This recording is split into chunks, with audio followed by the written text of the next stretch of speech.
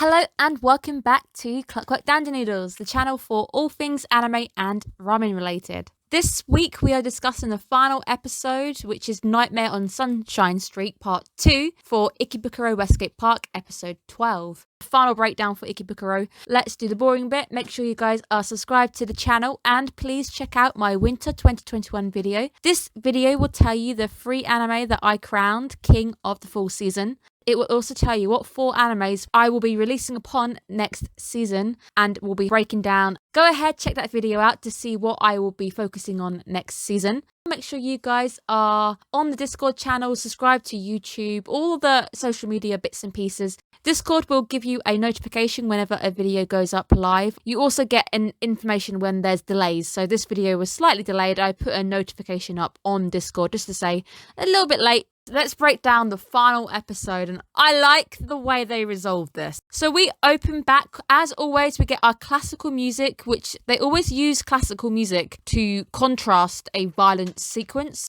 We end up seeing the graffiti, the aftermath of all of these fights, and we go back straight to the violence. The OP starts to play, so obviously we don't get our OPED this week. We get the OP playing over this next sequence. News reporter is interviewing Koichi. We hear that somebody has actually died and that these citizens are starting to get hurt. Koichi doesn't actually answer, so he doesn't initially answer to say anything.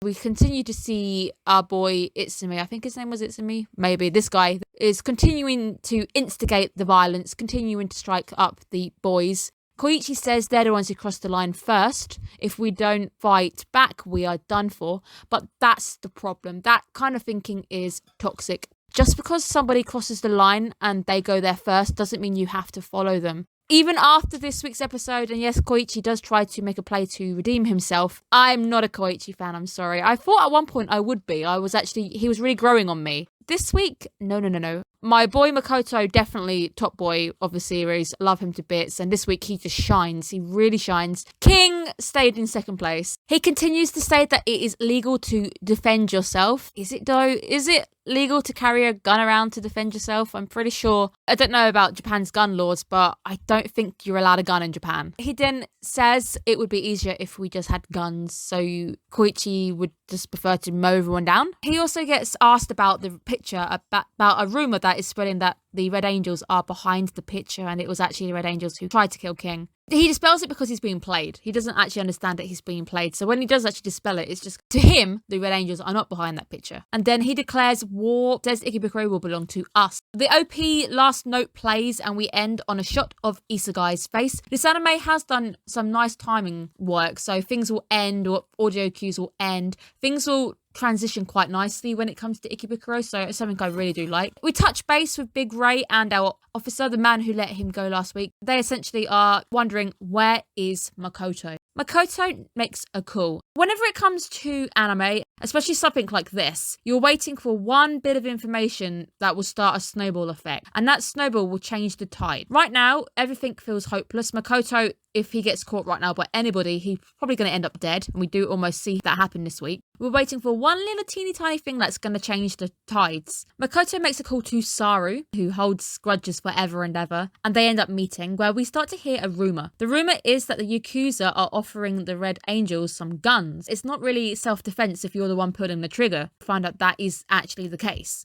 And there's also the rumor that the G-Boys have partnered with Hidaka. That is the group that the Red Angels apparently want to protect themselves against. The way Isegai plays the two groups is by saying, well, they've partnered with this group and they've got guns, so we must pick up arms as well. We need guns. Isegai, the snake, is providing both sides with guns. By the way, Lin is actually our turning point, but there's a big turning point coming up. There's a point where things start to line up a little bit. With Lin, we actually get our final confirmations. He tells Makoto that his mum has regained consciousness, so Makoto's mum, absolutely fine. Makoto asks Lin for his investigation, so he had Lin investigate and make a report. It is indeed a Kansai group called Kyogokukai. Two attempts at trying to say the word. One of those might be closer than the other. These are a group from Kansai who deal in firearms and drugs. These are the guys who have been in the shadows since episode number 1. They are the ones who want a war because it benefits them. They make money if their firearms are being used. We find out that the model of gun that shot King is the same model which has been handed out to all the groups. So it was indeed the Kansai group who at least provided the tool of shooting for King. Both sides, hopefully, will be weakened by all this fighting, and they are hoping that Hidaka group will be destroyed alongside these two groups, where they can then obviously gain control and move in when all the fighting is done. We are introduced to the Kansai group leader. He is called Haru. He is the guy who last week we saw with Isegai. This is when our little tiny bit of information starts to be put in place. There must be a local agent as well, so there has to be two people involved. Somebody who joined Ikebukuro a few months ago, somebody who was close enough to install a tracking app on the phone and track Makoto. We know who that is. We know it's our snake. They kind of start to build a bit of tension, and I like the way that Ikebukuro does this. We just suddenly change our view. We get an overhead view of this graveyard, so everyone's in a graveyard right now, which is quite spooky. This overhead shot starts to build up a bit of tension. Then we end up behind Makoto. Is somebody watching Makoto? There's a sense of uneasiness. You also hear the line that somebody is still targeting you. Quite a nice bit of build of tension going on. Makoto is able to talk to Masaru, which is nice. He is also a G-boy. He was the guy who was best friends with Mitsuki. We find out that nobody knows where Mitsuki actually is right now. Makoto tells Masaru about the setup. We do also learn that the King thankfully is under guard. King didn't die and he was a target, so obviously if King dies it kind of is game over. With King being unconscious, there's no leader right now and all the G-Boys infrastructure is just a mess because we're also missing a number 2. And as soon as I wrote that, I did think about Hiroto and I was like, oh, isn't it a shame that Hiroto isn't still with King? It's nice how they suddenly got me thinking along these lines. Hiroto is our twist. Hiroto is going to be our turn because he's the one who ends up changing the tide. We find out that the showdown is tonight versus the Red Angels and the fact that the Red Angels have guns where Makoto says she's not going to win, but then we find out so do the G-Boys. They all have guns as well. Both sides are now being played. Makoto sadly is spotted as he leaves where the G-Boys start to close in. We get another chase sequence, but this time Makoto ends up cornered and we can see a gun in frame. But there he is. I was really shocked when Hiroto came out and ended up doing what he did all those episodes ago. The fact that we've brought him back to redeem himself, I am so happy. This, my friends, this is the turning point. It's also a very nice tie-in to bring back the character. So glad to see him. He ends up beating the G-Boys up with his crutch. This is our turning point now. This is the start of the snowball. Up until this point, Makoto had nowhere to go. It felt like all the odds were against him. But now, Hiroto is in the game.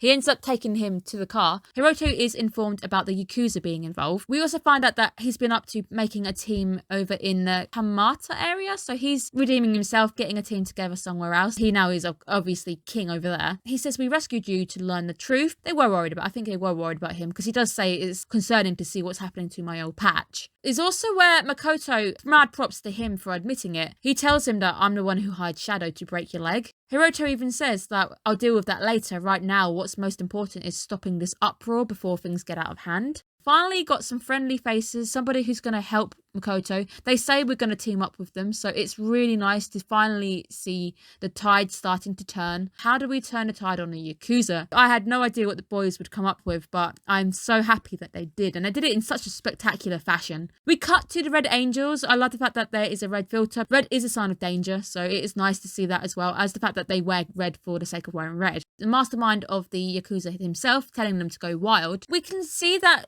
apparently Koichi isn't too thrilled about receiving the guns, but it still doesn't change his mind and he doesn't do anything about it. We see our snake coming in to start also sneaking his way into Koichi's head, telling him that we have no choice because they've joined up with the Hidaka group. And then we get an emotional play, and play for the emotions. Protect your family. And that is when Isegai gets a phone call from a payphone. The tides are shifting, my friends. It has begun. It is indeed Makoto. I like the fact that he took the call outside to not alert Koichi. It's just how fake this guy is. How fake he is when he's trying to be nice. He's like, oh, where are you? Oh my God, it's you. I'm worried. And his tone changes and he puts on this overly sweet voice. Makoto says, changing things up a bit, I'm going to go see King. I figured it out immediately that he's trying to set up Isegai. Even if he didn't know it was Isegai, he's obviously having to go back and see the people who have been involved with him to try and work out who's been close enough to put that app on his phone.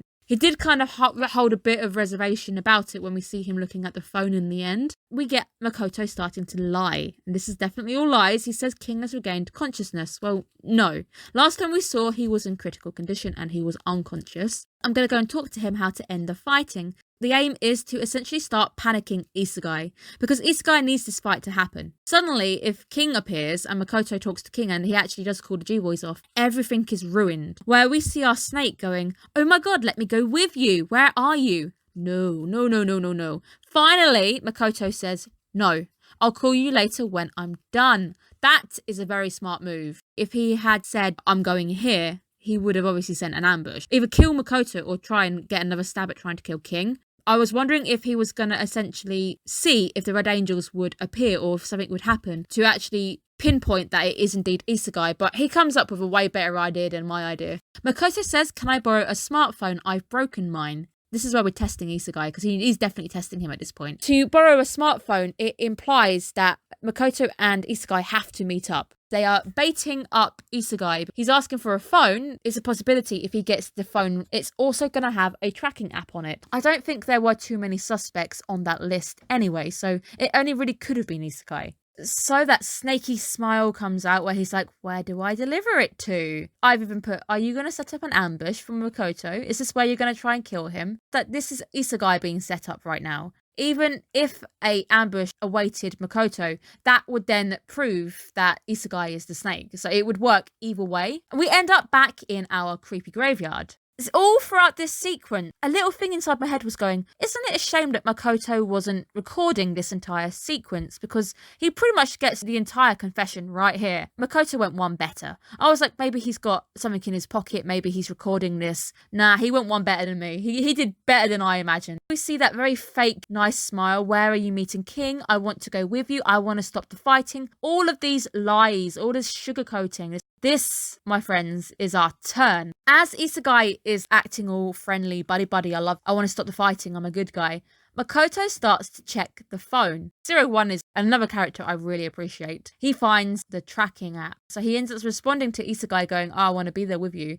And he says, "Well, no, don't you plan to have somebody attack us again?" And that is it. That is the moment we know that Makoto knows. And Isekai now knows Makoto knows. Upon that reveal, Isekai then pulls out a gun and tases Makoto in the neck. So this time, Makoto is at the end of a barrel, where he asks Makoto, "How did you know? How did you work it out?" It kind of was simple because there wasn't really too many people it could have been. As he says, it had to be somebody close to me to anticipate the moves I've made. They did spend a fair bit of time together. There was a sequence of them in the aquarium together because Isekai was there with that sequence. We get an image of the two. I think Makoto is drunk whilst Isekai is installing the app on Makoto's phone. He then basically reveals that he is indeed behind Mitsuki and the first death. This is the important bit because that first death, we needed to know who actually did it. It was indeed Isekai. Isekai is now confirmed a murderer. Apparently, our friend, I think his name is Watanabe, he ended up working out that Isekai was a Yakuza. But because he was smart, he ended up having to die. He really should have just waited for Makoto to pull away, that he really should have. And he basically admits to murder. And I'm like, "Oh, isn't it a shame you're not recording this right now?" Wink, wink. He admits that I was ordered to kill you, so I tried running you over. That also confirms that Isekai was the one to hit Makoto's mother. I don't know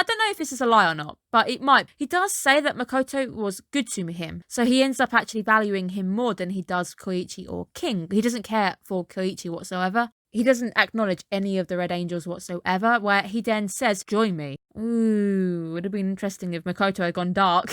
Well, we start to get our backstory, so we're going to try and explain why Isekai is the way he is.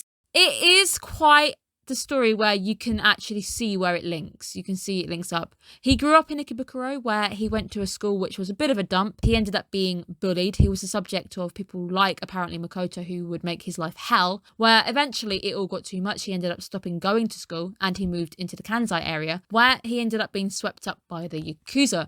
And the sad thing is, stories like this are believable. No doubt happened. The story behind Isekai definitely makes sense, and it's definitely not a far-flung one. He essentially has grudges. He's the one who told the Yakuza, "Go for Ikebukuro." That even some of the Red Angels used to go to my school, but they don't seem to recognise the victim that they once bullied. The blonde guy, the guy I don't even remember because I just don't care that much about him. I said last week it was probably going to be Isegai and him. I had a reason not to like this guy because he's essentially just a bully. So it's actually ironic that Isegai would probably never have actually worked with that guy because he's essentially the guy who used to bully him. He does acknowledge that Makoto is a good guy, where he asks him again, team up with me. And this is where I panicked. I might have admitted a high-pitched scream at this point. Makoto just starts to move forward. The gun is pointing at the floor, so it looks like Isegai is pulling away. Then he ends up being shot a lot. Thank God this actually isn't a real gun, because he gets shot 3 times full on in the chest, and then he fires at his head. He would have been dead. He's dead. There's no coming back from that. And it's just how ruthless he is. He just open fires. He doesn't care. He is cold.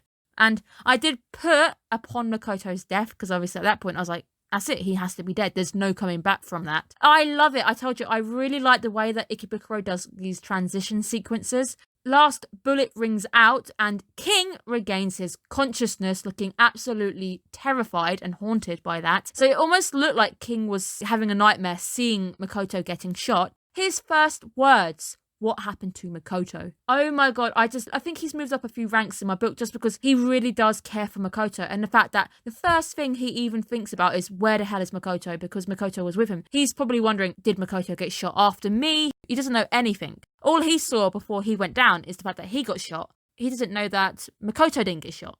And he asks again, getting more and more serious, where is Makoto? Our showdown where we have the Red Angels versus the G-Boys. Off away from the sequence, we have Isegai with the mastermind, our head of our Yakuza, Toru. He hands him some binoculars, and these are indeed the binoculars that was used to spy on Makoto in episode 1, which confirms that it was indeed Isegai who was spying on Makoto. Nice little wrap up there for that bit. King arrives. I was not expecting King to come out of hospital, but he looks absolutely pissed. He looks so angry. And he calls out Koichi. He admits that it was Mitsuki who shot him, where he says you're the ones who pinned the blame on Makoto. This is essentially a reveal, but it's the fact that Koichi just brushes it aside, where it's like, do you not want to maybe consider the fact that King is telling you Mitsuki shot him here? He dismisses it as a false claim, and then he says, I'm not gonna fight an injured man. Oh, well, King is past that, and he full on punches him in the nose. I'm sorry, that punch was beautiful. That punch made me feel so good. Koichi deserved that punch. I'm sorry, he needed that punch. However, Koichi remarks that even though King isn't 100%, he still doesn't hold back. He doesn't care enough to hold back, and he says, I'm not going to go easy on you. This fight here is the one which was teased in the OP. This fight has been teased in front of us from episode number 1. Last week, I did say with King being in hospital in a critical condition, there was no way this fight would happen, so I wondered if it was a red herring. No, it did actually happen. This is that sequence. Let me just say right now, King looks good. Both sides run in to go and attack, but before they are able to hit one another, the stage lights up, and then the footage starts to play. The entire sequence of Isegai's betrayal up to Makoto being shot in the head, everything has been caught on camera. And I knew it would be recorded. There was no way that they would get Isegai to go to that lengths to admit everything and even get him to meet in a specific location, that there's no way that he wouldn't have recorded it. The way they did it is so much better than what I was imagining. Everybody now can hear it, and it's pretty much game over. Everybody now knows it's him, and they all know that he is indeed a Yakuza. The Red Angel ex-bullies suddenly start to put 2 and 2 together when he starts talking about the bullies, and they look at Isegai, and it's like, oh God, you have definitely picked on the wrong person. But this scene is absolutely fantastic. What actually kind of tugged on my heartstrings was the scene when Makoto gets shot. That face, the face that King pulls when he believes that Makoto is dead. That face, it pulled on my heartstrings. I love the fact that these two have that kind of connection to each other, and they do genuinely seem to care. It's almost weird that Makoto isn't King's number 2, because it really feels like it was needed. I know at the end, King basically tells Makoto to take over if he died. Does that make him now the official number 2? They trust each other. They care about each other so much. This blew my brain. As soon as Makoto walked out alive on stage, unharmed, I was just sat there going, wait, what? How are you alive? You should be dead right now. This is it. And also this moment as well, straight back to part 1, guys, if you've picked it up in it. Makoto has center stage. Episode 1, when we are first introduced to King. King is the one center stage, and Makoto joked to him saying, you always get the best bits. Why are you always center stage? This is finally 11 episodes later. Makoto is center stage. He now has the best bit. Oh, Isagai's face. I love it. Makoto just shines. See the power of the mediator, the power of Makoto, the fact that he is just such a good leader, such a inspirational talker. He starts to try rallying both sides to the cause, where he needs to unite both of them together in a joint case. They need to be working together. And he says, we need to save Ikebukuro from the Yakuza. We have a common enemy. In broad daylight, Isegai takes out the gun and shoots Makoto in front of everybody. And this is when our trick is revealed. So my brain can stop leaking everywhere and I can finally actually understand what's going on. This tie-in is actually just class. This is an amazing tie-in. The gun that Mitsuki used was the one that ended up being the one that was used to shoot King. Obviously, Mitsuki dropped it at the sequence and Makoto had it in his hand. This gun was taken to our fanatic. We've met this guy before. That guy ends up lading a gun with some fake blood. Very, very clever. This movie friend, it's that cameo. I'm so happy that they've tied it back, because even in that episode I said, is the fact that there's a camera just staring out into the middle of nowhere important? And yes, because that's what ended up catching the bunny guy in the end. That's how we worked out who it was. But yes, this guy's also got a bit more importance because he's come back to do this. They ended up switching the gun on the sequence. I think there was a bit where I think Makoto fell on the gun. So Isegai kind of dropped the gun and it looks like Makoto was fumbling with it. So it must have been that quick, and he only really had one shot to swap the guns out. So he must be laying on the correct gun with the bullets. And it's just the fact that there was an entire studio crew filming the shooting. The entire sequence, there's a whole film crew just recording everything. And it makes me feel a little bit better because that sequence felt really alone. Seeing Makoto left on the ground all alone, knowing that actually, as soon as Isegai is out of shot, those guys came running over going, cut! It was brilliant, amazing. Isegai, realising that that's it, he has to get out of there, starts to run. When Koichi coming in, trying to redeem himself here. Oh, that face. Look how bloody angry he is. You have messed with the wrong angel, my friend. Wrong angel. And he boots him in the face. He threatens to dance upon him until his bones are in pieces. Makoto, coming in to kind of chill him out and stop him from killing Isegai, says, your dance isn't for that reason. Your dancing isn't violent. Your dancing brings hope. And we've obviously seen that mentioned, that people look at his dancing and they're inspired by it. We also see Hirato finding the Yakuza boss where he gets decked with his head. I love the fact that he just goes BAM and he's out on the floor, where he is met and arrested and taken down to the station. Beautiful tie-in there. Big Ray calls Makoto to tell him that the riot police are on standby to be deployed, where Makoto then pleads to him. He says that the kids are settling things by talking things out. The cops need to back off right now. You need to give us some time. That if you intervene right now, the flames of war will never die. Big Ray, oh, you beautiful, beautiful man. He gives them 20 minutes. This is fine. You get 20 minutes, but if I get demoted, you are going to show up with some bourbon. This is enough, though. This is what we need. Big Ray gives them the opening to fix things, because if they had left it right now, they would still be angry. They need to talk things out. Both sides need to realise what they're doing is wrong. Makoto informs both sides, and he says to both of them that we need to stop fighting or we're going to go to jail because the police are coming. He says, are you all happy with the fact that you were all manipulated? Everybody here was being played. Makoto really is just OP. He is MVP of the episode, and just, I love him. He's such a great character. Everybody here used to hang out. He really does take on the role as a leader. He is facing everybody with the light facing him. So his back to us is shadowed, but to everybody else, he is bright. He is showing up as a leader, because even King isn't saying anything. And it's just Makoto leading this. And he says, we are all the same. We're weak. We're idiots. We carry weapons. We hurt each other. But at the same time, we might be the same, but we are all therefore capable of forgiving one another. He pleads to them, we need to think about it.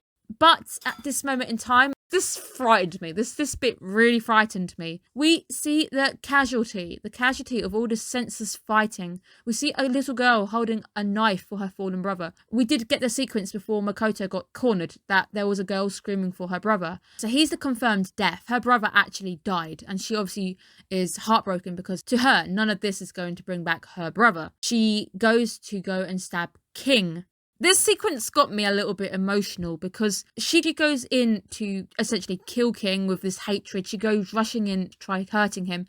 The light is beautiful. It kind of backlights King, and he actually looks like an angel, which got me really worried. He literally embraces her with a hug. He's meeting violence with a hug, and it reminded me of the sequence in Detroit Become Human where there's a bit where the androids can either rebel and be violent about it, or they can be peaceful. And there's a bit where I think, is it Marcus who just sits on the floor and he's being shot at, but he just embraces it with love. This is what made King shoot straight up into the books. But at the same time, I was like, wait, are you shooting up in the books because you're about to die? He gets stabbed. She is basically holding the knife as he gives her a cuddle, and it's so sad. This scene, the fact that it's lit like it is, and I was like, wait, King has to be about to die because he's being shown as an angel as he comes down and he hugs her. And we can see the state of her face as she's in tears, realizing that this isn't going to achieve anything. And as soon as she stabs him, she knows she's made a mistake. Again, seeing Makoto rushing to King's side once more, thinking that his best friend is going to die. And the last words, if I don't make it, you are going to become the G-Boy leader. As his hand hits the floor and it starts to blur, we pan up to the skies and we hear Makoto screaming. I wanted to cry. If King had actually died, I would have rioted. Full on would have rioted. It's like, you can't do this. You can't play with my heart twice. It's not fair. It's a very clever way of doing it, with the hand hitting the floor, us panning to the sky, as if his soul has finally been released and he's going to heaven as an angel. Thankfully, that is not the case, and thank God they have given us quite a nice ending. The police arrive on the scene to find nobody, absolutely nobody, where our ED starts to play and we start to get our wrap-up for the entire season. Isegai is handed over to the police by the Red Angels, and he goes to jail for quite some time for murder. Mitsuki is thankfully unharmed. He's gonna have to go and face the consequences, right? He was still the one who shot King. Is he gonna go down as an attempted murder or something? They might be able to lighter sentence, but he's still gonna have to answer the police. The Red Angels actually disband, which I kind of feel like I'm glad about. After everything, it just didn't feel right having them continue, and the fact that Koichi had really fallen in my books, I didn't really want to see him continuing to lead. Koichi ends up moving into a house left by his parents, so it does work out for him. He leaves the Red Angels to Makoto, and Makoto really is the best person to be looking after people. And King is alive. I am so happy. The world is a better place again, guys. I'm so happy. It is a very minor wound, so it bled a lot, but it was a minor wound. We hear Makoto basically doing a voiceover telling us how much he loves Ikebukuro. Ikebukuro is amazing. As he's doing his spiel, we've heard this spiel quite a few times. We see everybody living peacefully together. We see a shot of the G-Boys and Lin eating at the noodle bar. I want to be with Lin right now because I haven't had ramen in such a long time.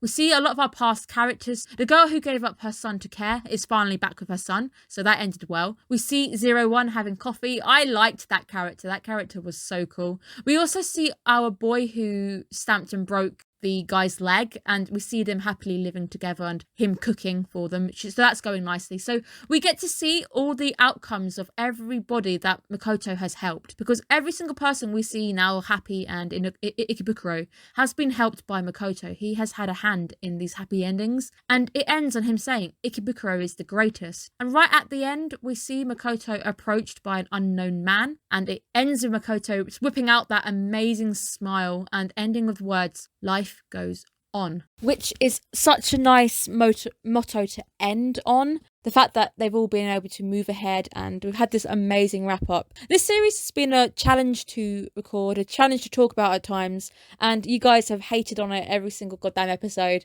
I've really enjoyed watching this one. I like the fact that it was episodic, but it had the ongoing dark plot beneath it. Like, we always had this looming shadow. That looming shadow was closer than we even thought it was. But it was so nice to get an idea of the area, the people who lived in Ikebukuro. Obviously, it's a drama, so obviously people in Ikebukuro are definitely probably nice people, guys. And it came off the back of something like Millionaire Detective. Makoto really reminded me of Haru, and I guess King is kind of Daisuke. It was really nice to see them come off the back of it.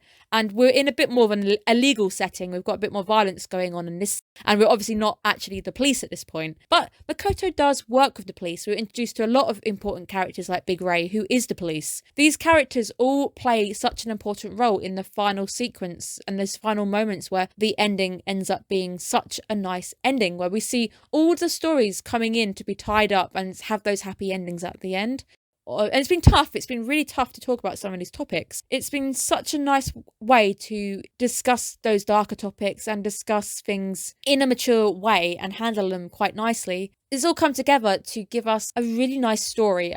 But the way they did it made it feel like everything was important. That film crew was very important. I figured that Shadow would come back. He didn't end up coming back, which means they didn't have to resort to hiring a dangerous person. The answer really wasn't violence. Violence can't be met with more violence. You can't fight fire with fire. And in the end, I think the most poignant scene is the sequence where we see the girl going to, with full intent to kill, going towards King and him embracing her with love, because it isn't violence meeting violence. Violence cannot be stopped with violence. And he opens his arms and he embraces her with love, which is what gets through in the end. It's the fact that even if King had died, and they could have probably killed him off to make a point, his death could have meant something, but at the same time, his actions at the end is enough. That's all we needed. So the fact that he comes back at the end makes me so happy, and I'm glad that he comes back and he's unharmed. I don't think we'll get a season 2. I don't think the anime's performed very well. I do know there's a movie, so I don't know if I want to go and watch the movie. I might. My overall score, as this is the last time I'll be talking to you guys now, I gave it a 7 on Mal. It's coming in at a 6.7 overall, so I've given it a slightly higher score. I enjoyed it. I think it was very good done. There was a few episodes which were a little bit, okay, boring, but they were needed. Everything was kind of needed. There was little tiny bits of information starting to roll. I liked it. I liked the characters. I thought they were endearing. I really got invested in a few of them. Makoto's character is amazing. King's character, amazing. Irony that I kind of like the Daisuke and Haru thing going on there. I like those guys overall. I didn't end up liking Koichi, sadly. He fell in my book. At the same time, he was being played. So good people can be tricked. Good people can end up doing bad things because they're with the wrong crowd. And he did think he was doing the right thing. He thought he had to take up arms to protect people, but he went too far. He was hurting innocent people. He was even told innocent people are getting attacked, and he just didn't respond. And that's what really annoyed me in the end of that. I have loved Ikebukuro West Gate Park. I am glad that I ended up breaking it down. Thank you guys for listening. Thank you guys for tuning in. I have had some interesting comments, and it's helped me understand Japan a little bit better as well, because I've learned a bit more about their care systems and the police over there and some of the laws. So it's been nice to have that eye-opener and learn about some actual real-life issues that Japan faces. Thank you guys so much from the bottom of my heart. I am so thankful for all the support. I really hope I get to see you next season and you guys join me to break down some more animes. I think you guys might like the 4 that I've picked. I can't wait to do it. I really can't wait for some new information, some new faces, new scenarios, new challenges. Ikebukuro has been one hell of a ride. I've enjoyed it. But I am so happy in the end that my boys are alive. They're both alive. I'm happy. So thank you guys once again for tuning in. I'll see you guys maybe next season. Have a good one. And I really hope your 2021 is better than this year. Bye guys.